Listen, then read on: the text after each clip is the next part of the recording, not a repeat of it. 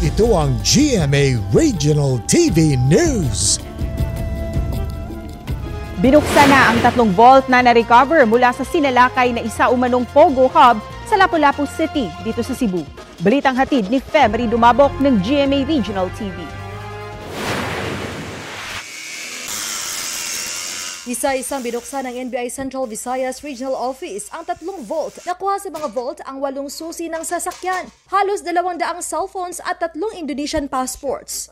Ang mga vault na ito nakuha sa raid noong August 31 sa isang gated compound sa Barangay Agos sa Lapu-Lapu City, Cebu.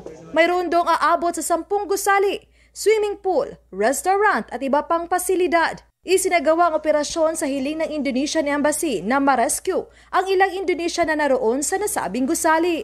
Kumbinsido ang PAOK na isa itong Pogo Hub kung saan iba't ibang scam ang pinaniniwala ang ginagawa. Maghahain ng misyon ang NBI para mabuksan at makita ang laban ng mga cellphone na pinaniniwalaan ng NBI Sevro na ginamit sa illegal Pogo operation. Inihahanda rin ng ahensya ang karagdagang kasong isasampa laban sa 17 inaresto sa operasyon noong Agosto, kabilang ang 16 na dayuhan.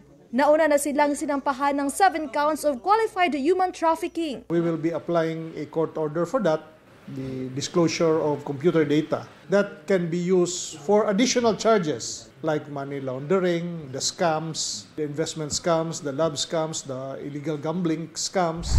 Nasa kustodiya sila ng PAOK at nakatakdang ilipad pabalik sa Lapu-Lapu City sa October 3 para sa arraignment o pagbasa ng sakdal. Nakipag-ugnayan na rin sa kanilang tanggapan ng DILG at BIR para sa sarili nilang investigasyon sa nasabing Pogo operation. The DILG on the part of the local government's involvement, if any.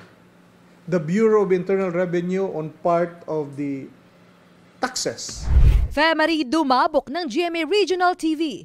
Nagbabalita para sa GMA Integrated News. Kapuso, para sa mga maiinit na balita, mag-subscribe sa GMA Integrated News sa YouTube.